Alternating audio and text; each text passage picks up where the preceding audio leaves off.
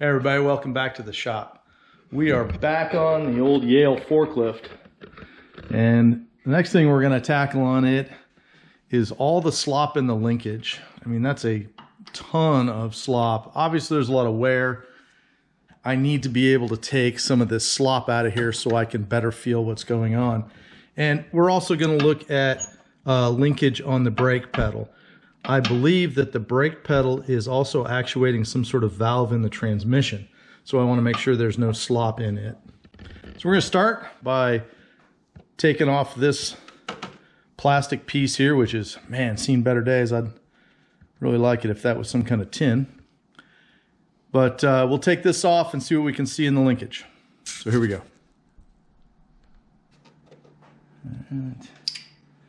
And that should free this up. This button down here is for locking the brakes on. It's sort of like a line lock for your emergency brake, but this looks to want to slide out of here somehow. Man, this thing's seen better days. I do have the battery disconnected because I didn't know what was back here. Okay, we've got the cover off, and this is the same type of discovery I enjoy when playing with old El Caminos. So here's our steering linkage, or our shift linkage, excuse me. The hydraulics down here is the valving for our steering. First thing Bud noticed was there's a spring right here that isn't doing anything. It's not holding we're a little limp. And sure enough, you don't have to dig far and you start finding pieces of the spring that broke. Apparently it made two loops. One was supposed to go behind this little rod right here and isn't there. So we need a spring for sure, and then there's a bunch of slop in there in that pin. So might be room for a shim and maybe sleeve the center of that shaft. So where does the shaft go? The shaft goes down. It's down here. There's a little universal joint that is held together with zip ties, so that's immediately questionable. Then the shaft continues down through the floor, and this is where we found the next thing. So here's the shaft now for the shift linkage that comes down into this, looks like a ball joint of some kind. And so when I move the lever, we have some movement. I don't know yet what these yokes do or what adjustability might be important. What became glaringly obvious was a problem is right here when you move the shift linkage. See that moving underneath the ball end that ball connector is attached to? So then in my infinite genius, I reached under to feel for the nut. There isn't one. The nut has fallen off. So this whole, if I can hold them both. Well, I guess you'll have to trust me that this has no nut on the bottom of it. Went into my hardware store and I found I had about 100 of these nylon insert lock nuts. So, Bud, you get on there. Perfect. I'll get this one started. We already wire brushed off the threads. Should be enough threads to engage that. Oh, there might not be. Might be better off with a oh, there it goes.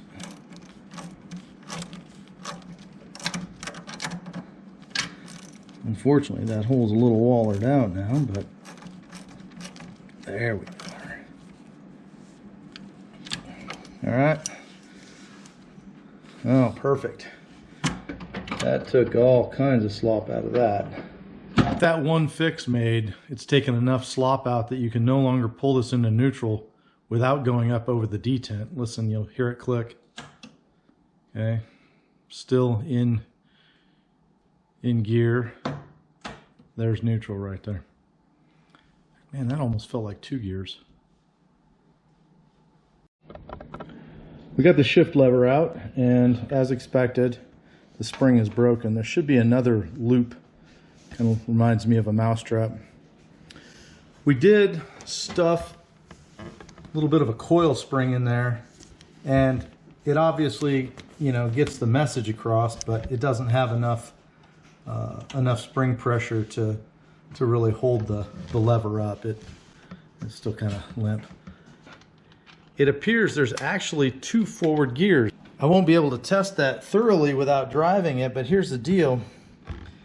You can see all the linkage, so we're in neutral now. We go forward, and there was the first click right there. I go the rest of the way with the lever, which is there, but if I take and push, there's another gear, and it comes back out just fine. 1, and then into neutral. I'm going to take loose that nut we tightened up and spin this out a couple 3 revolutions so it'll go into that last detent via the lever, and I don't have to reach down there with my finger. Meanwhile, Bud's going to take this plate out down here, make that go away, just so we can see what's underneath. It looks like there's only 2 bolts. First off, you can see better what this thing is, or more precisely what it isn't. And I'm beginning to believe it had something to do with the original emergency brake, which went in that slot right there. This now has a line lock kind of affair on it, but I think it was originally the mechanical brake. So we've noticed a couple of other things down here. We've scraped some dirt off because, well, we can't help ourselves. This set of lines here are riding on the brake, which is changing the pedal feel. Looks like we could stand to put some oil in these oil holes, assuming that's what they are. And yeah, other than that, pretty much just dirty, I'd say. With that shaft extended now about 1/8 of an inch, we get 2 solid shifts. We get 1 and 2.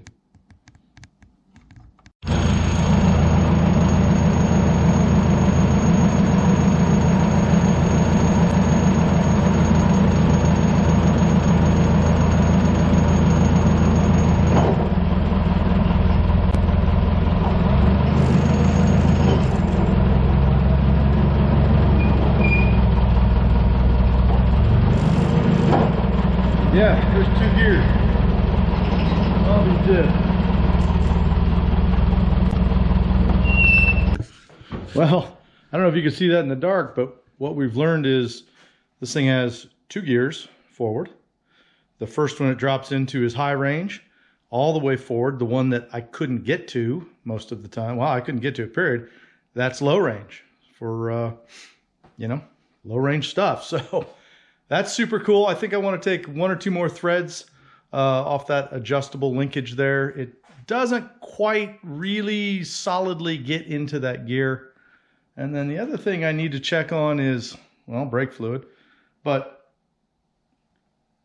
does the transmission run off the same hydraulic fluid as everything else? I need to know that. If it doesn't, I need to check it.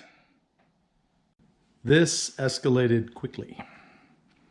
So in the process of figuring out shift linkage, we got into the dash, and we wanted to add a button for some lights, and that turns into one thing into 87 others, and both Bud and I have problems with rat's nests, and this is one of them. So far I've identified this magic wire that loops in and then back out. With the help of the service parts manual I found on eBay and bought, I've been able to determine that this vehicle had lots of accessories, and you know, the backup light switch, which is this one here. This one here is a reverse switch that went to accessories, but you'll notice there's only 1 wire here.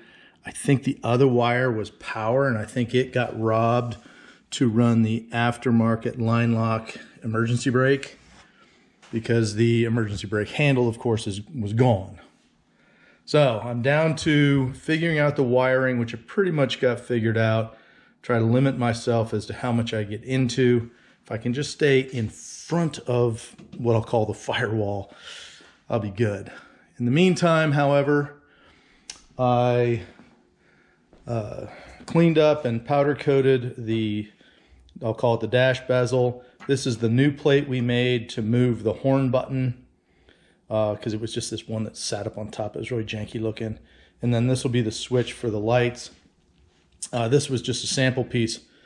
Not my best powder coat work. I think it was thin. I don't know if you guys have any ideas as to why it did this. It was supposed to be a high gloss black, but it looked like I had plenty of coverage, but maybe I just didn't have enough material. So anyways, those are powder coated because I knew they would scratch putting it back together. And the actual dash piece here, this has been all painted up. We added the e-brake switch here. Added the e-brake switch, getting it off of the column, and of course this is the key to start it. It's things like this that make me glad I get into some of these rabbit holes. This is the wire that runs the starter solenoid. Yeah, she's burnt in half there. And then down here a little further, it was smashed. A little thin there. It was smashed behind a wire chase. So we're just going to cut this out, and we're going to take about 4 inches out of it because it was way too much wire, and put in a good one. Now that we've got some operability concerns addressed and we've learned a few things, we're going to do this just for fun. Bud brought over some halogen fog lights he had. I got out a relay. I bought the wire. This is a PVC cased 2-wire. This is 14 gauge, I believe. We're going to use this. And then because we can't decide where to mount them, I picked up some magnetic mounts. These are a pair of them that have a 1/4 20 insert embedded in them. This will allow us to kind of move them around and see where we want them. So I'm going to put these together real quick, and we'll throw them on the fork truck and run the wires down, mount the relay, and the switch itself, it's already in the dash, powered up to activate the relay. This should be pretty quick.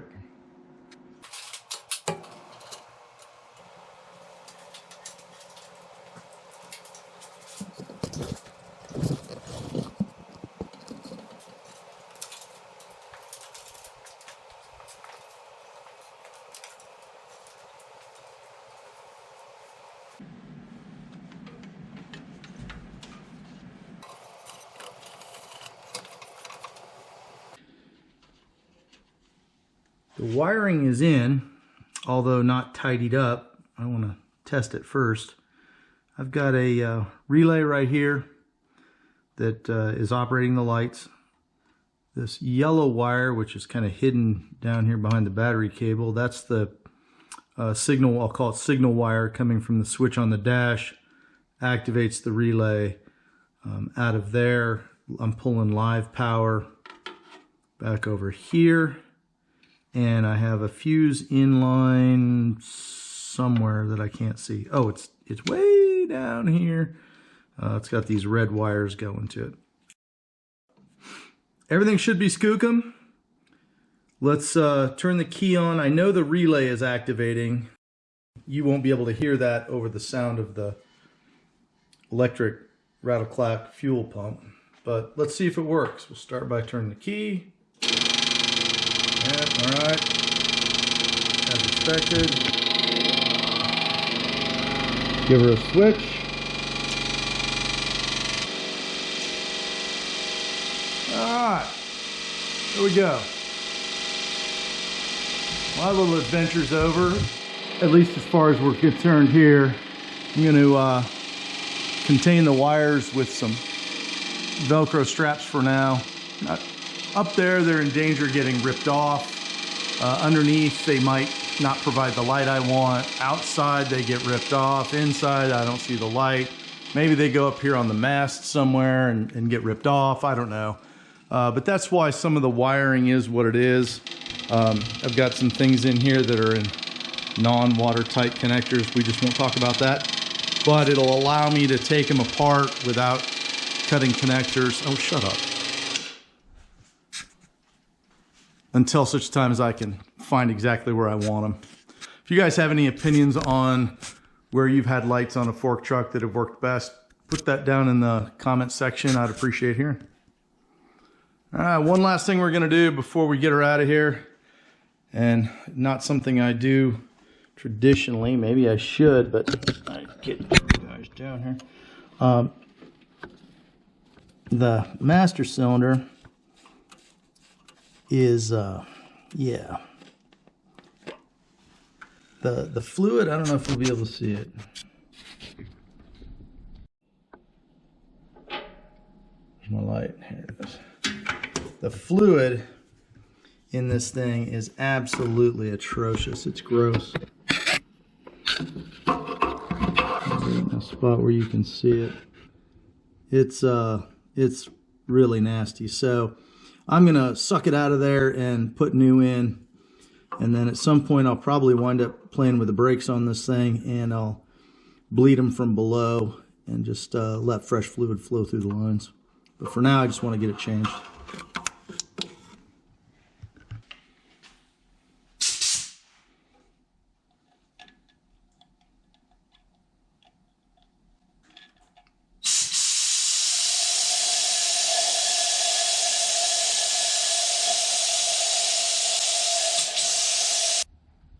Gross and dang little.